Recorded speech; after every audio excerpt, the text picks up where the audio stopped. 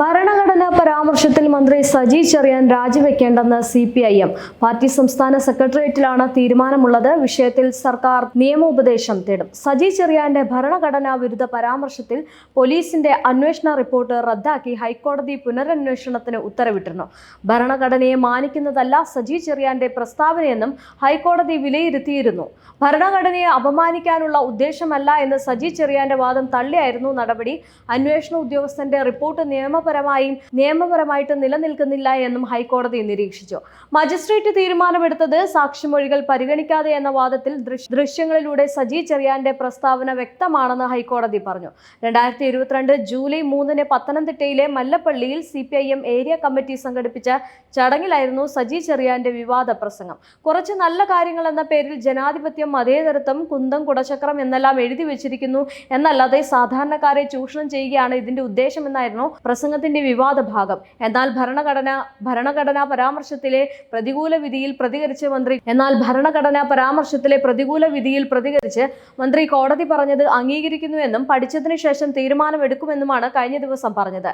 തനിക്ക് നിയമ നടപടി സ്വീകരിക്കാനുള്ള അവകാശമുണ്ടെന്നും ഇത് അന്തിമ വിധി അല്ലല്ലോ എന്നും അദ്ദേഹം വാർത്താ സമ്മേളനത്തിൽ പറഞ്ഞിരുന്നു. കോടതി വിധിയിൽ താൻ രാജിവെക്കില്ല എന്നും സജി ചെറിയാൻ വ്യക്തമാക്കിയിരുന്നു. വീണ്ടും ഒരു അന്വേഷണം നേരിടേണ്ടി വരുന്ന സന്ദർഭത്തിൽ സജി ചെറിയാൻ വീണ്ടും മന്ത്രിസ്ഥാനം രാജിവെക്കുമോ എന്നായിരുന്നു കഴിഞ്ഞ ദിവസം ഉയർന്ന ചോദ്യം എന്ന് പറയുന്നത്. ഇതിനിടെയാണ് സജി ചെറിയാൻ രാജിവെക്കേണ്ട എന്ന തീരുമാനത്തിൽ CPIM എത്തിച്ചേർന്നിരിക്കുന്നത്.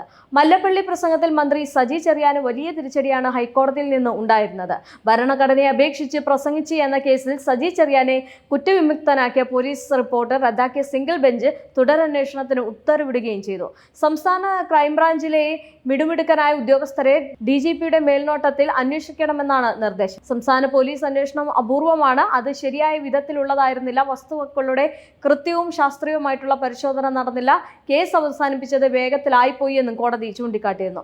പ്രസംഗത്തിന്റെ ഫോറൻസിക് റിപ്പോർട്ട് വരും മുമ്പേ അന്വേഷണ ഉദ്യോഗസ്ഥർ കേസ് അവസാനിപ്പിച്ച് റിപ്പോർട്ട് നൽകിയത് ഒട്ടും ശരിയായില്ല എന്നും കോടതി പറഞ്ഞു. പ്രസംഗത്തിന്റെ ദൃശ്യവും ശബ്ദ സാമ്പിളുകളുടെ ശരിയായ പരിശോധനയും റിപ്പോർട്ടിന്റെ ഭാഗമായില്ല. സാക്ഷിമൊഴികൾ പോലും കൃത്യമല്ല രേഖപ്പെടുത്തിയെന്നും കോടതി ചൂണ്ടിക്കാട്ടി. പ്രത്യേകം കേട്ട മാധ്യമപ്രവർത്തകരുടെ മൊഴി രേഖപ്പെടുത്താൻ പോലീസ് തയ്യാറായില്ല. വസ്തുക്കൾ പരിശോധിക്കാതെയുള്ള തികച്ചും അപക്വമായ അന്വേഷണമാണ് നടന്നത്. ഈ റിപ്പോർട്ട് അതേപടി സ്വീകരിച്ച തിരുവല്ല മജിസ്ട്രേറ്റ് കോടതിയുടെ നടപടി ഉചിതമല്ല എന്നും കോടതി നിരീക്ഷിച്ചു. റിപ്പോർട്ട് അംഗീകരിച്ച മജിസ്ട്രേറ്റ് കോടതിയുടെ ഉത്തരവ് കൂടി റദ്ദാക്കിക്കൊണ്ടാണ് സംസ്ഥാന ക്രൈംബ്രാഞ്ചിനോട് അന്വേഷിക്കാൻ നിർദ്ദേശിച്ചിരുന്നത്. മല്ലപ്പള്ളി പ്രസംഗത്തിൽ സജി ചെറിയാൻ മന്ത്രിസ്ഥാനത്ത് നിന്ന് തുടരുന്നതിനാൽ ധാർമ്മികതയുടെ പ്രശ്നമില്ല എന്ന് മന്ത്രി P. രാജീവും പറഞ്ഞു. ഇത് നേരത്തെ സംബന്ധിച്ച് നടന്ന പ്രശ്നമാണെന്നും സുപ്രീം കോടതി ഉത്തരവുകൾ ഉണ്ട് എന്നും പറഞ്ഞു. സ്വാഭാവിക നീതി നിഷേധിക്കപ്പെട്ടു എന്ന് സജി ചെറിയാൻ തന്നെ വ്യക്തമാക്കിയിട്ടുണ്ട് എന്നും മന്ത്രി പറഞ്ഞു. അദ്ദേഹത്തിന്റെ ഭാഗം കൂടി ഹൈക്കോടതി കേൾക്കേണ്ടതായിരുന്നു എന്നും സജി ചെറിയാനും കൂടി കേൾക്കണം. മന്ത്രിസ്ഥാനത്തിരുന്നു കൊണ്ട് തന്നെ അന്വേഷണം നേരിടാമെന്നും മന്ത്രി രാജീവ് മാധ്യമങ്ങളോട് പറഞ്ഞു. അതേസമയം സംഭവം കോൺഗ്രസും വലിയ രീതിയിലുള്ള ചർച്ചയാക്കിയിട്ടുണ്ട്.